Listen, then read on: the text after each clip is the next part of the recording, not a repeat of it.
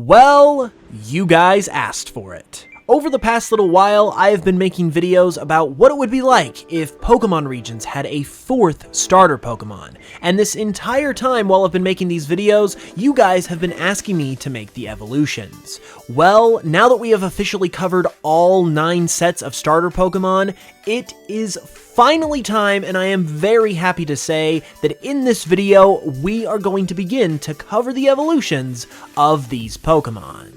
I highly recommend checking those videos out if you haven't already, and as a quick recap for those who don't know, in this video I am going to be exploring the idea of what it would be like if every single Pokemon region had more than the 3 starter Pokemon that we have come to know and expect today. In those previous videos I talked about, I covered the first forms of all of these starter Pokemon, and in this video we're going to be covering the middle evolutions of every single one of those starter Pokemon from those previous videos. And in another video, if this video does well enough, I will also cover the final evolutions too. So be sure to give this video a like, leave a comment below letting me know your favorite of these starter Pokemon, and with that said, let's get into it.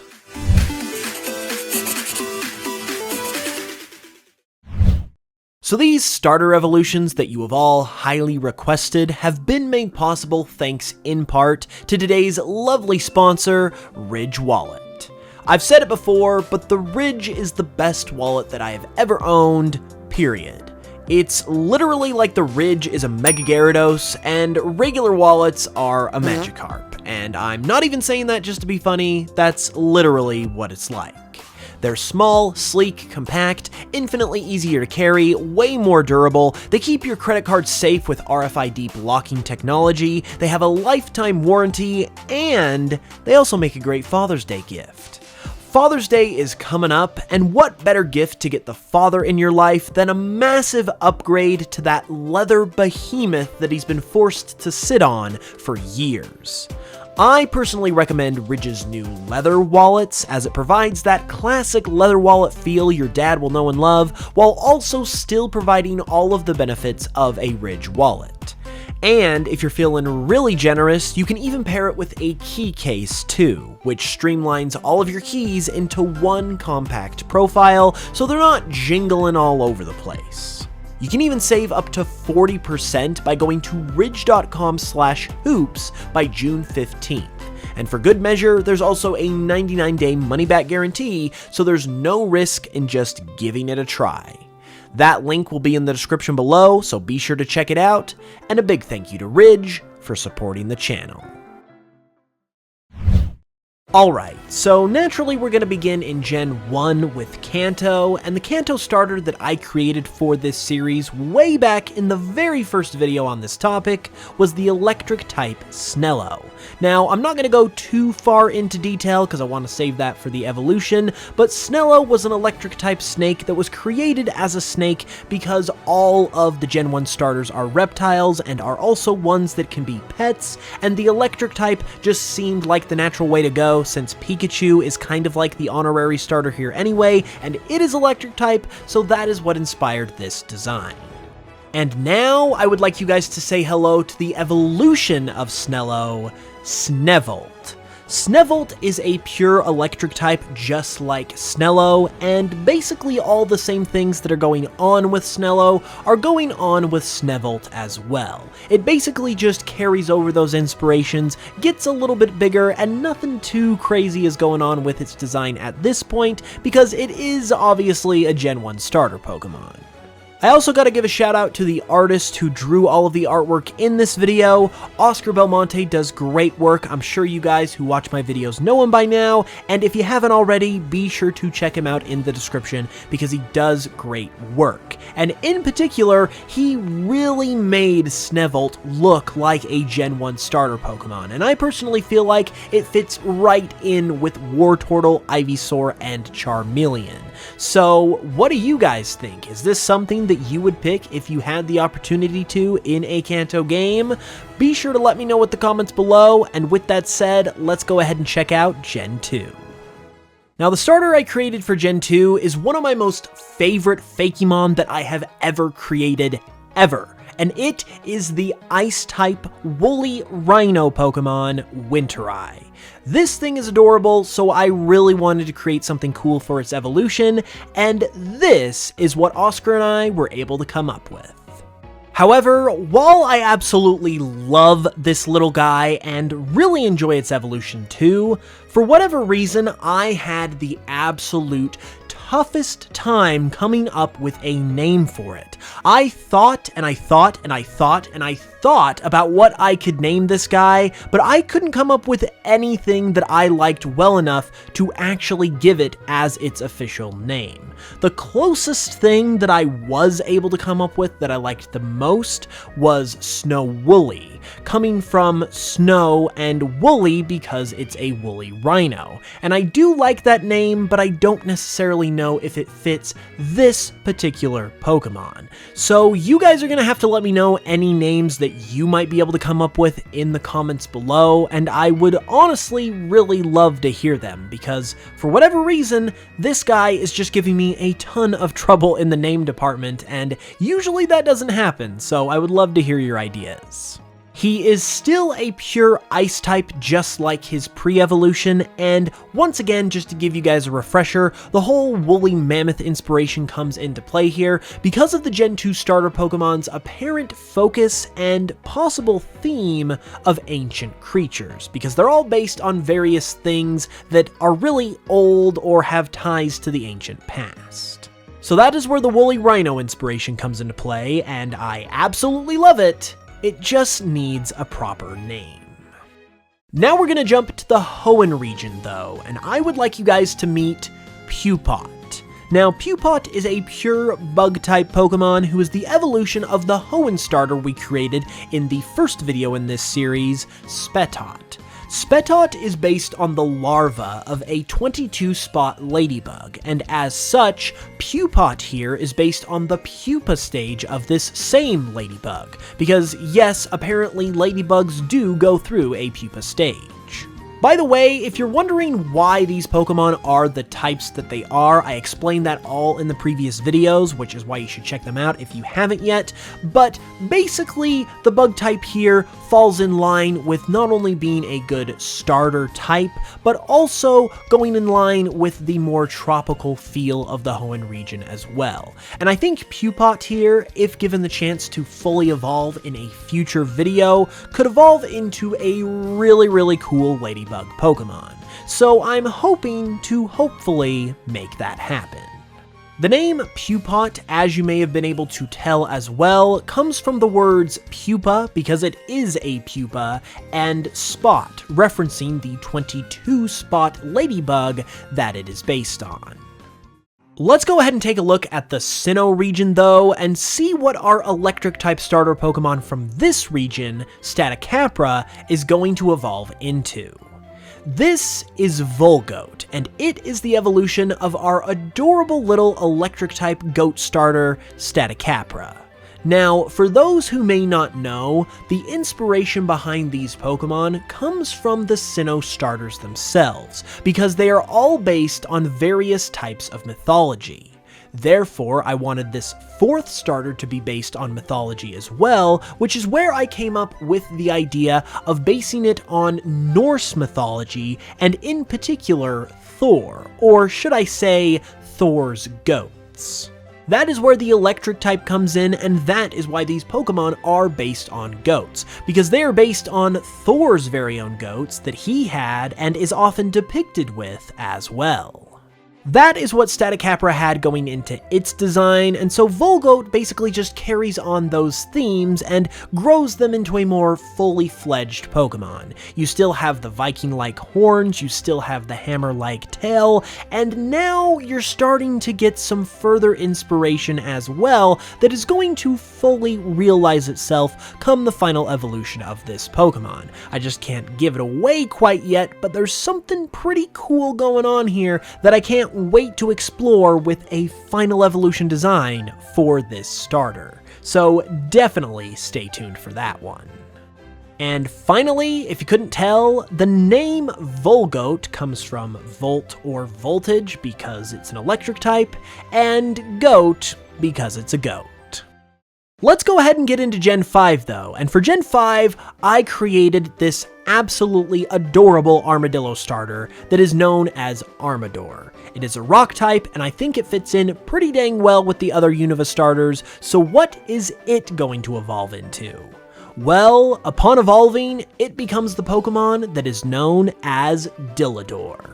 Dillador, just like Armador, is a pure rock type, and once again, is kinda just in that middle teenage type of stage that starters often have, where it's just waiting to fully realize its potential in its final evolution. However, I feel like this middle design is pretty dope, and once again, I think it fits in really well with the rest of the official Gen 5 starters. It also follows the Unova starters theme of being based on different kinds of culture, and Dillador takes inspiration from South American culture, particularly that of the Aztecs, so that is going to be something that is going to influence its final evolution too. And when it comes to its name, Dillador comes from armadillo, and it also comes from ore as in rock because it's a rock type. It also follows the formatting of its pre-evolution's name, Armador, which also got part of its name from adorable, because, I mean, it's pretty cute. So I guess you could say that applies to Dillador too. With that said though, that puts us about halfway through all of the different regions and starters we have got to cover today, and we've seen some pretty cool starters so far. If there is one that has stood out as your favorite to this point, be sure to let me know with a comment below, but we still have 4 more to cover that may win your heart as well. So let's go ahead and continue on with the Kalos region. Sinnoh is the 4th Kalos starter I created in the earlier videos in this series, and its evolution is a Pokemon that I have decided to call Tendursa. Upon evolving, Tendursa has now gained the Fairy type and is an Ice Fairy type Pokemon. For those who may not be aware, this Pokemon follows the theme of the actual Kalos starters, which is that of being based on different RPG classes, and the class that it and its pre-evolution are based on is the Healer. That is where the Fairy type comes into play, and that is also where the Ice type comes into play too, because oftentimes when one gets hurt, a simple quick fix solution to make things better is to put some ice on it. So I feel like an Ice Fairy type combination is the perfect thing for this sort of inspiration. It is also a polar bear because bears are often known to be cute and cuddly and nurturing and very motherly, so it's all just kind of mixing into that healer inspiration. The name in this case also worked out perfectly as well because it comes from tender as in tender loving care because it's a healer Pokemon, and Ursa, which means bear in Latin. That describes both Sinnoh and Tendursa pretty well though, so let's go ahead and move on to the Alola region. The 4th Alola starter that I have created for this series is none other than Biddybug, and upon evolving, it evolves into Gumbug. Now, Gumbug is a pure bug type just like Biddybug, and in case you missed that previous video, these Pokemon are based around the idea of aerial silks, which is a type of performance you often see in circuses, which seems to be a theme of the Alola starters. It hasn't realized the full breadth of all of the inspiration and concepts that are going into it, because it's not fully evolved yet, obviously, but it is starting to go in that direction, and this is described really well in Gumbug's name. Gumbug comes from bug, obviously, because it's a bug and more specifically a spider, but it also comes from gumption. And gumption is a word that basically describes bravery and guts and initiative, and basically just describes someone that has a lot of spunk to them, and that is exactly what Gumbug is. It is a bug that's got a lot of gumption. It is brave, it is spunky, it has got a lot of guts, and as a result, it puts itself in the middle of a lot of really interesting situations because it basically tries to show and prove how tough it is. This not only goes along with its final evolution, which we will get into in that upcoming video, so once again, subscribe if you haven't already, but it also works really well for this Pokemon as a middle evolution, because the traits I just described are traits that often describe teenagers as well, where they're really spunky and they often just dive headfirst into everything. I honestly really like the character in particular that this Pokemon has, and so I cannot wait for you guys to be able to see the final evolution when we eventually get into those later down the road.